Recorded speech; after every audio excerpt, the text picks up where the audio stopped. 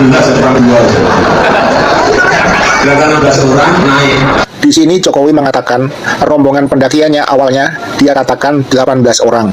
Tetapi kemudian diralat oleh peserta lain menjadi 16 orang dan Jokowi pun mengiyakan. Padahal pada faktanya saya menemukan video berikut ini.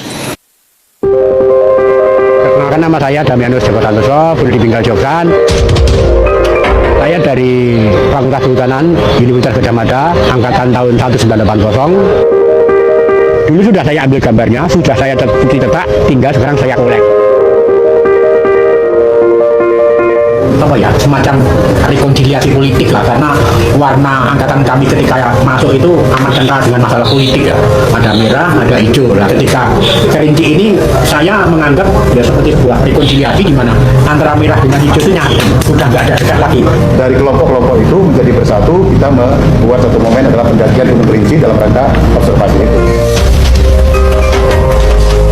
Angkatan 80 itu sebetulnya yang akhirnya mencairkan suatu suasana. Kita ingin suatu kelompok tidak terkotak-kotak, yang lebih ramah, lalu tidak ada permasalahan konflik-konflik yang merugikan kita sendiri kadang-kadang itu loh. Ke Kerinci itu yang punya gagasan pertama kali itu Kota Santoso. Ya Jogja itu dari dulu yang ngundang itu loh, itu dia itu. Nah karena iming-imingnya kita nanti mau naik Hercules, dan pesawatnya kayak apa ya? Rencana semula meleset mau pakai Hercules tanpa bayar dan sebagainya, akhirnya kita berangkatnya itu naik mobil-mobil bis itu antar lintas Sumatera ya, salah itu kan. Ya, yang saya ingat itu hari Senin setelah dana terkumpul, saya itu ngomong di parkir atau kantin. Itu sudah Kerinci, tahu sing melu, tak tutup di ini. Sudah 2 jam, ngomong itu aja. Pas ketika kami berangkat kuliah, itulah hari perdana kita kuliah semester 5. Harusnya kuliah, tapi 2 minggu kami pergi ngakir atau ya naik Gunung Kerinci sampai kurang lebih 2 minggu. Pada saat itu sih bilangnya itu mantap, tapi kalau dibandingkan dengan yang sekarang, kayaknya cuma modal nekat. Unek bener, aja bener nih kan dok. Yang ikut pecinta alam itu duitnya pas-pasan kabeh. 12 orang sampai puncak, karena yang satu pada Ketika tiga ribuan nggak kuat ada kanan.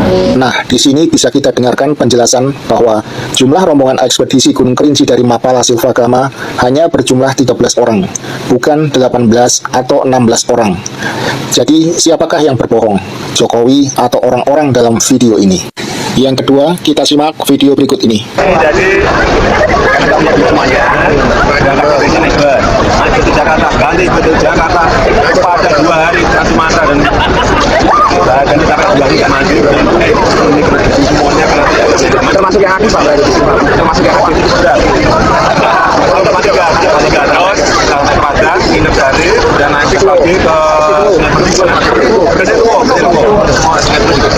itu nginep lagi persiapan untuk asar. Dalam video ini, jelas Jokowi mengatakan bahwa dari Jakarta, rombongan menuju Padang, dan setelah menginap sehari, mereka melanjutkan perjalanan ke Kersiktuwo yang kemudian bersiap untuk mendaki Gunung Kerinci. Perlu saya jelaskan bahwa jalur pendakian ke Gunung Kerinci itu memang ada 2. Pertama, melalui Kersiktuwo, Kecamatan Kayu Aro, Kabupaten Kerinci, dan melalui Solok Selatan, Sumatera Barat. Pendakian melalui Kersiktuwo menjadi idola para pendaki karena jalurnya landai dan praktis lebih aman daripada melalui Solok Selatan yang jalurnya cukup membahayakan para pendaki karena medannya masih sangat terjal. Nah, untuk mengecek apakah Jokowi berbohong lagi terhadap pengakuannya yang berikut ini, maka marilah kita simak video yang satu ini. Bapak Ibu sekalian yang saya hormati, saya cerita sedikit. Jadi tahun 1983 itu ada anak muda naik bis 3 hari dari Jawa menuju ke Padang, kemudian naik ke Solok Selatan, ke Sungai Penuh, kemudian ya, halo teman-teman, kembali lagi bersama saya di channel ini. Nah, tentu kita sudah lihat cuplikan video yang sangat menarik. Nah, mari kita lihat tanggapan para netizen yang disampaikan di poin. Semakin ditutupi, semakin meyakinkan kalau palsu-palsu. Nelar Sehat pasti mengatakan sesuatu yang ditutupi sudah bisa dipastikan. Fisiknya pasti cacat yang merupakan aib. Itu logika sehat. Nah, muak-muak. Rakyat Konoha dibodohi oleh orang tak pernah sekolah. Ya, rakyat sekarang itu tidak bodoh masa ya. Sudah disangkakan, sedangkan ijazah aslinya belum dibuktikan. Buktikan dulu. Loh, sudah terbukti asli baru Roy CS ditersangkakan. Nah, demikian. Hakimnya meragukan, sedang Polrinya masih suka menghalangi pengungkapan kebenaran dengan rekayasa bodohnya. Makin parah hukum negeri ini. Ya, ayo maju terus, usut agar jelas siapa yang salah. Biarpun dilindungi sesama penjahat, yakinlah jika sudah tiba saatnya kasus ijazah akan terungkap. Nah, tinggal ditangkap saja oleh aparat hukum bila Jokowi masih tetap tidak menempati janjinya untuk hadir di ruang sidangnya pengadilan, karena secara terang-terangan dia telah mempersulit dan mempermainkan proses hukum. Ya, tidak ada lagi kepercayaan rakyat terhadap proses penegakan hukum di Indonesia. Kenapa ya nggak berkenang, Mas Bro? Polda Metro jelas harus tertunduk dengan hukum, nggak usah bodoh-bodohin rakyat dengan dalih alat bukti gak boleh dipinjam jadi pembuktian.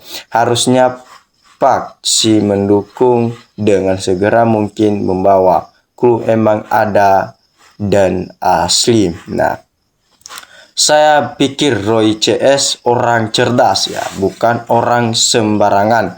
Sudah tahu hukum dan pengacara cukup cerdas untuk menjebat Jokowi dan Gibran. Sudah masanya jadi Jokowi diadili dan Gibran dimakzulkan. Nah, tidak tersangka 8 orang, dia 8 orang kan cuman membuktikan. Rakyat jangan harap hukum akan membaik tegak lurus sesuai undang-undang kalau belum ganti pemimpin. Ya, 3, menunggu ya bom waktu. Rakyat Indonesia dan seluruh mahasiswa se-Indonesia murka mendidih darah seluruh anak bangsa melihat kebohongan yang dilindungi penegak hukum. Polda tidak memberikan informasi ya publik dalam sidang jelas. Artinya BB tersebut sebagai alat bukti yang disita sebagai alat kejahatan. Nah, mudah-mudahan yang mulia hakim tidak masuk angin, tidak seperti penyidik kepolisian yang sudah masuk angin.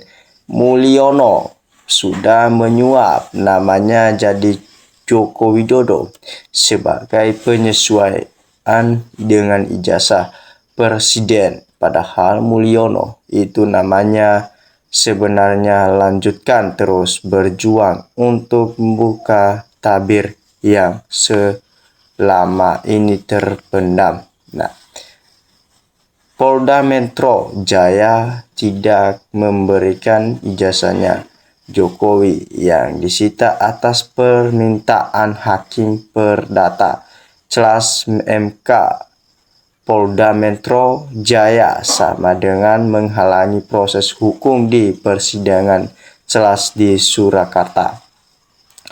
Clue Jokowi tidak datang dan tidak berani ijazahnya dipinjam di Metro agar perlihatkan biar selesai. Dua kubu anak bangsa terpecah sehingga timbul kegaduhan.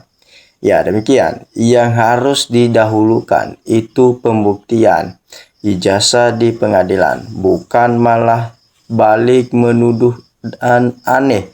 Terus didahulukan penjara, sidang fitnah kriminal Roy CS. Hakim harus jujur, ini kepentingan negara bukan untuk kepentingan pribadi. Ya, kejujuran harus ditegakkan. Sebagai penegak hukum harus berbuat dengan adil, terus berjuang. Bonatua dan kawan-kawan sampai jelas kepalsuan yang sebenarnya. Jokowi sangat pintar dan pintar karena bisa membungkam Presiden Prabowo. Dalam kasus ijazah palsu Jokowi hanya dengan kenaikan pangkat. Ya, ijazah Jokowi harus diadili dulu yang penting ya. Nah, demikian. Iya, betul sekali prediksinya Mas ya. Walaupun sudah ada yang ditetapkan menjadi tersangka, justru itu adalah sinyal positif alias jebakan Batman yang telah diperhitungkan secara matang oleh kubu para penjuang. Itulah manuver dan strategi para pendekar kebenaran yang telah mengetahui fenomena yang sesungguhnya. Ya, itulah sumber kekuatan dasar argumen yang tidak akan membantahkan oleh siapapun juga. Ya, bagaimanapun ya, juga tidak akan pernah ada kejahatan yang sempurna di muka bumi ini selamanya. Amin ya. Sepertinya Indonesia nggak ada orang cerdas, jujur dan peduli terhadap martabat bangsa. Masa banyak profesor, doktor, insinyur mau dibohongi orang yang nggak jelas sekolahnya.